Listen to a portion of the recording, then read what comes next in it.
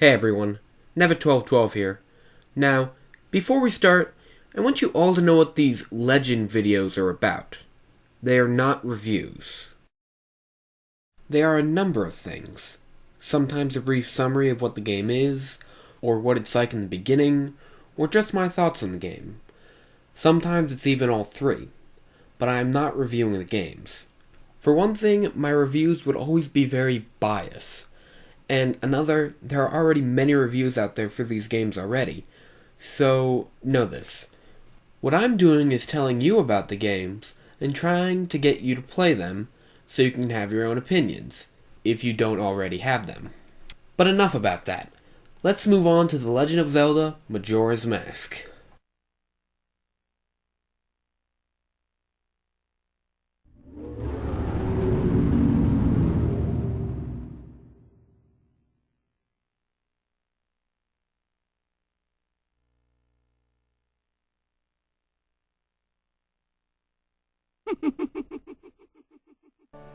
Alright, so if you don't know already, Majora's Mask is a direct sequel to Ocarina of Time, and takes place after Link has spent some time with Zelda, and it is assumed, and generally agreed, that Link is looking for Navi, proving that she's not annoying as they say.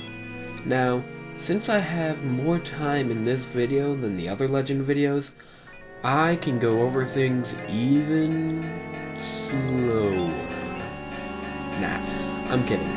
I'm going to say more about the game than I have in previous videos. So, Link is riding through the forest on Epona, and is stopped by two fairies, Tail and Tattle, making this game the fastest Zelda game to make a bad pun. But enough about that. Back to the game. And now introducing the main antagonist, the Skull Kid.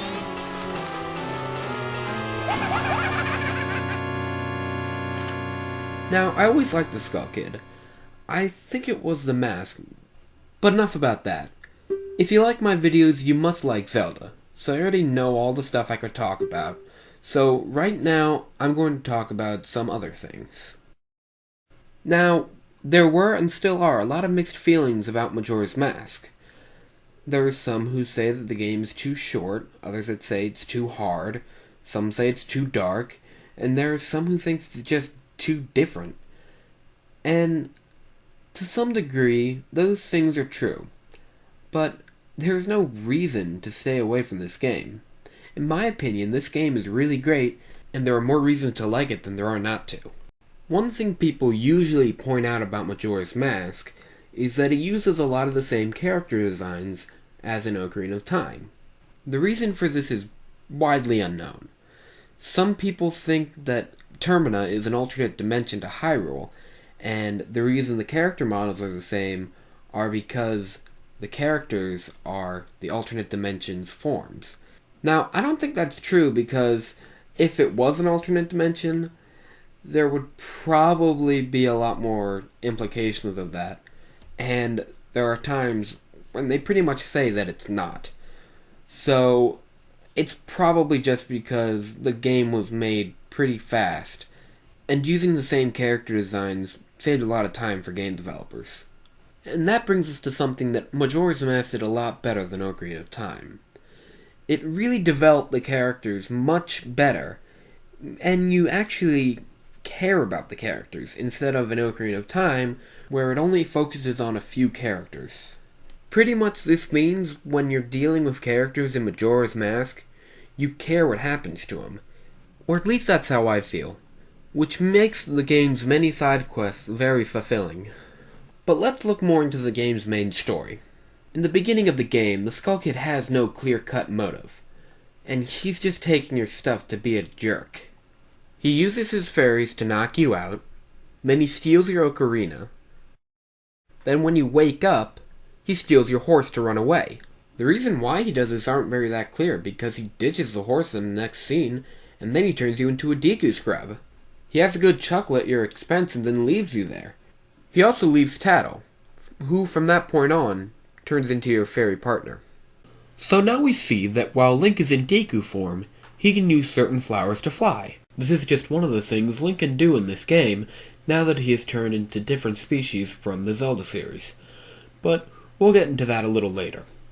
Next, we meet a character first introduced in Ocarina of Time, the Happy Mask Salesman. In Ocarina of Time, he really didn't do anything truly significant for the plot. But then again, that's not really important, as this character does have an important bearing on this game, and has legs, which he did not have in Ocarina of Time.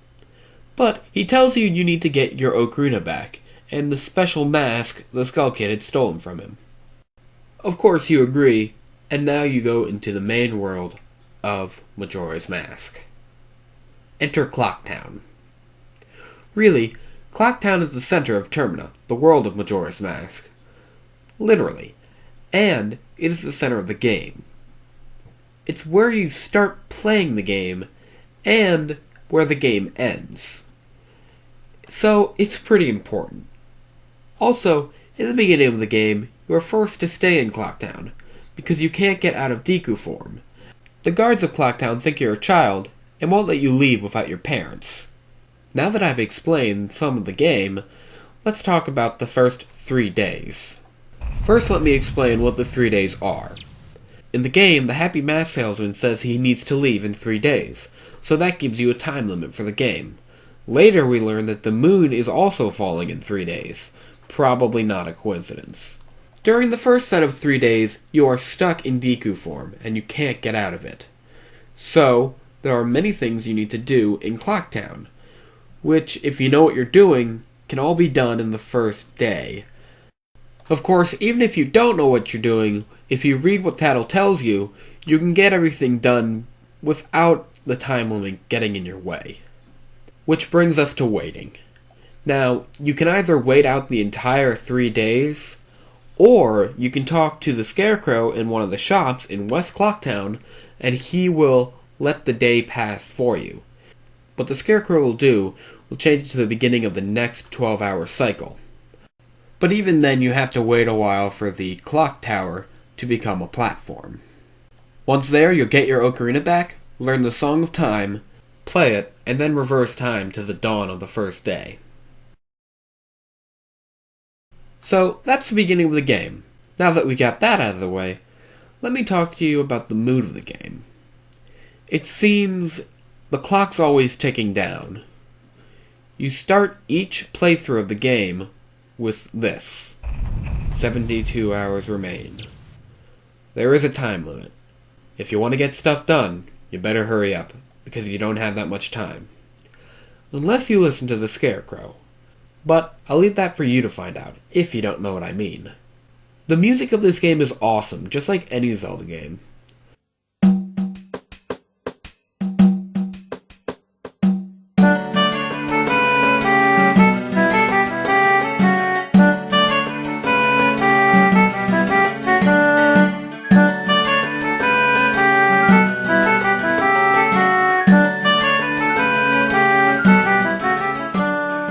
When you're in Clocktown, the music changes from day to day.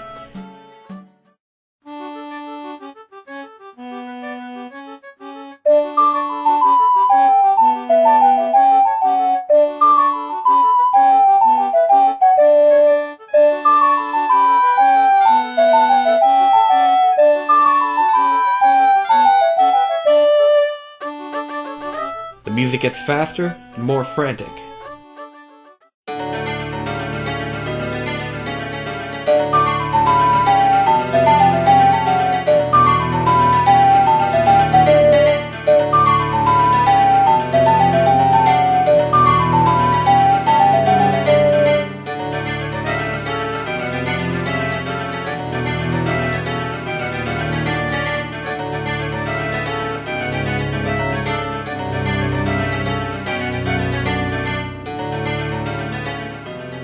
Makes you feel like the world will end soon, and you better work hard to stop it. Because if you don't, it will.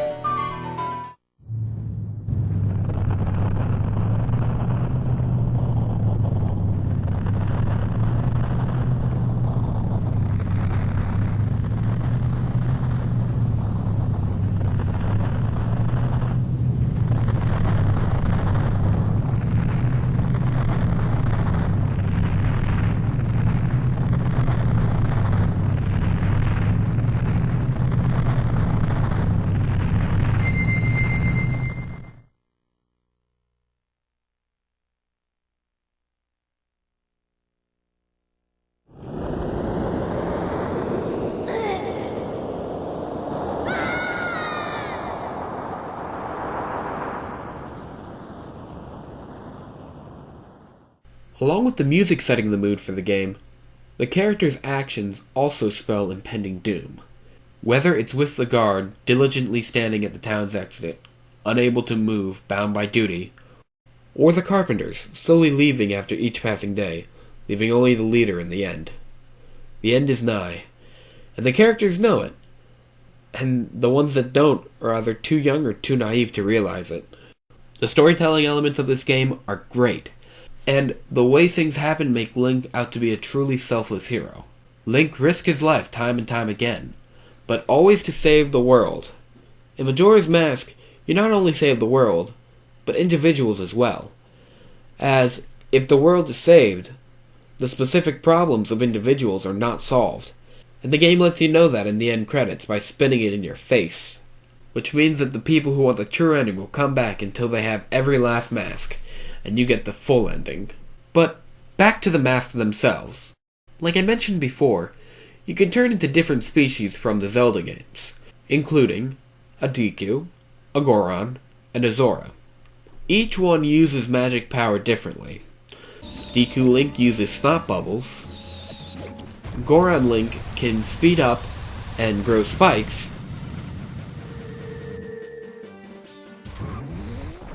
and Zora Link uses an electric force field, kind of like an electric eel. The changes Link goes through while using these masks make the gameplay varied, and makes it very fun to play. But don't let me tell you that. Why don't you try it yourself by going to the Wii's Virtual Console and downloading it? Or buying it on the N64 if you still have one. The game came out on October 25th, 2000. It's been 10 years. If you haven't played it yet, then I highly suggest you do. This has been Never1212, presenting the legend that's changed, and I hope you enjoyed it.